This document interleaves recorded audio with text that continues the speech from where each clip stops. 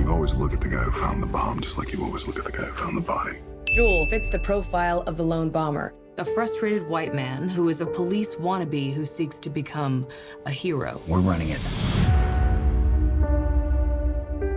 It seems that you're tackling more and more true stories. I think your last handful of films were all directly based off of an individual or an event. Is there any particular reason that you have enjoyed doing that, especially as of late? No, the reason is that they come to you as a story. Somebody has been smart enough to chronicle it in some form or another, whether it's screenplay or whether it's a book or whatever. But there's no particular formula. I just go through life and things fall in your lap, and some of them are good. And if they're not good, you just wait till something happens. None of you are strangers to playing real people that existed. What is your approach to portraying someone who actually lived in this world versus creating a character for a film? It can be daunting as a responsibility. It can make you a little nervous. I think the more you do it, maybe the less you get nervous. But it depends how famous the person is, but you can get away with things, yeah. It's a tricky balance to strike too, because at a certain point you have to, you obviously pay respect and you want to get it right, but you also need to kind of have a little professional distance from that person. If they're constantly there over your shoulder saying like, well, I wouldn't do that, I wouldn't do this, I wouldn't do that, then you get too confused. It just becomes an imitation or something, and that's not what anybody's trying to do. That's right. You don't want to do an imitation. I mean, there's a little bit of that, but you want to have you always want to have John, Kathy, and Sam come through, and to some degree, otherwise your interpretation is blurred. You know. You have to cast off. You know. You can be on shore, and I got a lot from Bobby. I got a lot from Kent Alexander and Kevin Solwyn, who wrote this wonderful book called The Suspect, Marie Brenner's, article, but at some point you have to cast off. I know we didn't want the real people on set, because what they lived through is so much bigger, as Nadia was saying, the part that Nina plays. She said it's hard for us when we watch the movie because we see how long it took, and 88 days, and it's a much more granular and personal experience for them.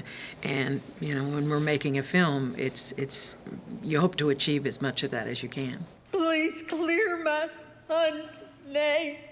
How did you know that Paul was the perfect man for the job?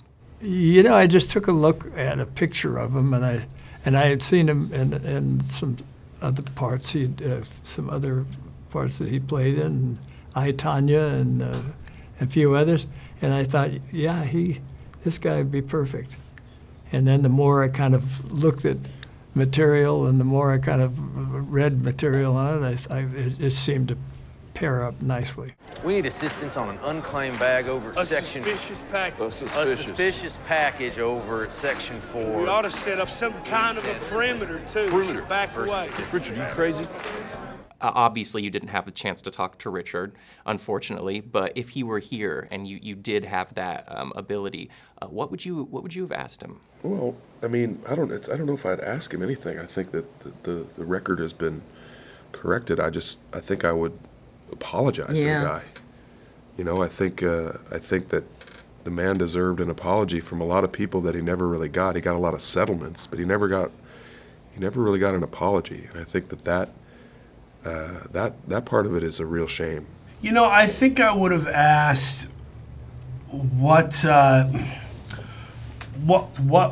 is the version of your life that you wish would have happened? Give me the most overly idealistic, fanciful version, and now tell me, what were the moments where you felt your greatest pitfalls or your greatest disappointments? Because I think that shapes a lot of people, not just Richard Jewell. I think there's what we hope for and perceive, and then there's the reality, which can be sometimes crushing and sometimes beautiful. And I would have asked him about that, I think. I just want to give him a hug. Yeah. You know, Yeah. just wrap him up in a hug and just say, dude, I'm so sorry, and we all empathize with you because we've been through it now. You blazed the trail, and we followed you, and we love you, and we hope that, you know, you can rest easy now. I wish you could meet Paul. I wish you could sit and watch the Yeah, movie sitting next to exactly, Paul. Exactly. That would be really cool. I wouldn't be a good interrogator, I think. I'm a better interpreter, but I'd ask him about how it is to be falsely accused of something that especially something you've been so involved with. What do you think it is about Clint's films? Because I was looking back at his catalog before today, I was like, geez, man, all of these movies hold up. You know what I mean? Like, they all stand the test of time, and they always will. What is it about his filmmaking style that allows those films to stand the test of time? He picks good stories, honestly. He picks good stories to tell. He tells them incredibly elegantly, and They're real. and he casts great actors so many Doesn't he? times. He can, yeah, and Such good people. yeah, yes, indeed, indeed. They're real. They're But he- real. They're not theatrical. Yeah, and he plays with archetypes too. Like if you watch A Perfect World or Unforgiven, or in this case, especially with John and Olivia's character, it's not good and evil. It's not Darth Vader and Luke Skywalker. It's there's a gray area. These are complicated characters. Gene Hackman in The Unforgiven I thought he was the good guy in the beginning, and then all of a sudden, he's Gene Hackman's a bad guy. You know, why isn't Clint gonna kick some ass? What's he doing? You know, and like he plays with archetypes and messes around with them. I think your client is guilty as hell. They want to fry you. You ready to start fighting back?